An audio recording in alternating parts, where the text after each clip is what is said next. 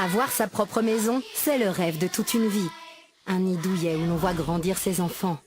Mais que se passe-t-il quand ce toit, ces murs censés nous protéger s'effondrent?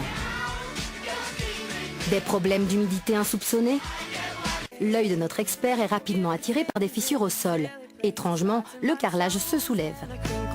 Ça a commencé quand? On est arrivé, c'était déjà là. Hein. Ouais, mais c'était pas aussi intense aussi. On suppose que suite à l'humidité venant du sol, le sol il a gondolé. On peut même plus ouvrir les portes ou les fermer. Donc ils sont... Tu peux plus ouvrir la porte? Non, on peut plus la fermer. Voilà.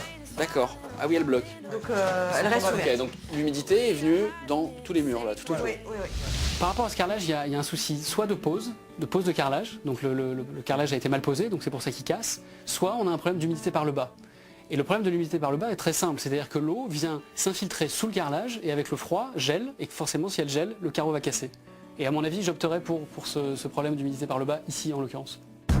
L'humidité arriverait donc par le bas. Pour preuve, regardez ce papier peint. Il se décolle de bas en haut et les murs sont poreux. T'as vu l'humidité? Ouais. C'est une véritable éponge, là, regarde ça. Regarde ça. Il suffit de faire ça, poum, Ouais. tiens. Ouais. Ok, tout ça c'est pourri. Il y a autre chose? Oui. Voilà. Donc il y a les plafonds aussi qui s'effondrent, qui se fissurent, qui... Fissure là. Ouais, ouais, ouais. Comme tu peux voir, ça a été déjà réparé. Et l'humidité L'humidité est là. est toujours là, Elle est toujours là. et accentue encore plus ce phénomène de fissure. Un jour ou l'autre, Ça va s'effondrer. ça demande que ça. Hein. Et ce scénario catastrophe n'est pas inenvisageable pour notre expert. La maison d'Edwige et Laurent ne va pas s'effondrer tout de suite. En revanche, ce qui est sûr, c'est que progressivement, à cause des fissures et à cause de cette humidité qui commence à vraiment attaquer progressivement les murs, les pourtours de fenêtres, la toiture, on se retrouve sur une maison qui va petit à petit se dégrader et à terme va s'effondrer. Donc là, le problème de l'humidité, ces fissures, il faut absolument s'en occuper et rapidement. Alex pense avoir identifié un problème d'humidité par le bas. Pour vérifier cette hypothèse, Charles va mesurer l'humidité des sols et des murs avec un humidimètre. Cet appareil détecte la moindre trace d'eau. Donc concrètement, voilà comment ça se passe. Et voilà, tu vois, ici, donc on a le mur. Plus ça bip, plus il y a d'eau. Exactement. Ça D'accord, et au sol c'est pareil? Ben, au sol, voilà, exactement pareil. Dans une maison tempérée, le taux d'humidité doit être de 40 à 60%. Chez Edwige et Laurent, il monte à 70%, ce qui signifie que les murs et les sols sont gorgés d'eau.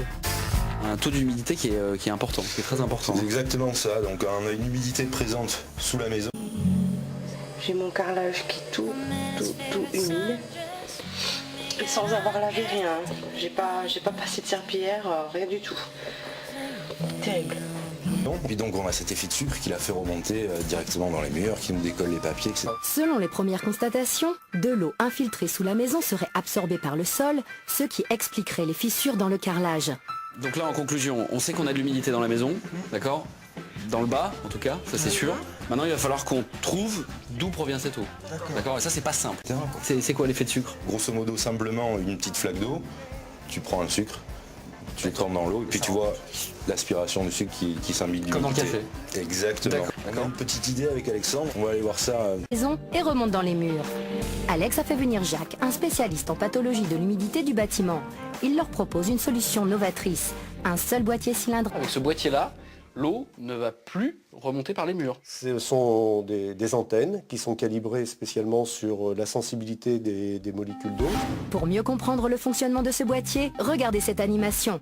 Naturellement, le champ magnétique de la Terre repousse l'eau vers le haut. Ce boîtier est équipé de capteurs chargés de réémettre à leur tour un champ magnétique opposé qui repousse l'eau dans l'autre sens.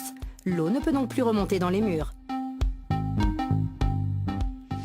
Idéalement, chez Edwige et Laurent, il aurait fallu casser les murs qui étaient gorgés d'eau. Seulement, on a un budget qui n'est pas extensible et parce qu'on a un petit budget, on a trouvé un système high-tech, c'est un système économique et qui a déjà fait ses preuves. Bien sûr, ça ne se fait pas en un claquement de doigts, il faut attendre. En revanche, une fois que l'eau est évaporée, ce système va réguler en fait la maison et on n'aura plus de problème d'humidité. Une fois le boîtier posé, les remontées d'eau dans les murs devraient cesser, transpirer le reste de l'eau emprisonnée à l'intérieur. Après 15 jours de séchage, les murs pourront alors être peints et retapissés. Le temps est venu pour le rez-de-chaussée. Verdict? On va faire l'essai? Allez. Si ça ne bip pas, c'est bon signe, ça veut dire qu'on n'a plus de traces d'humidité, d'accord? Donc là déjà, rien que sur cette surface-là, ça bip pas. Vous vous souvenez, la première fois, ça bipait? Tout le temps, en continu. Ouais. D'accord? Tout à fait. Bon. Là, on a un petit bip aléatoire de temps en temps, mais C'est léger.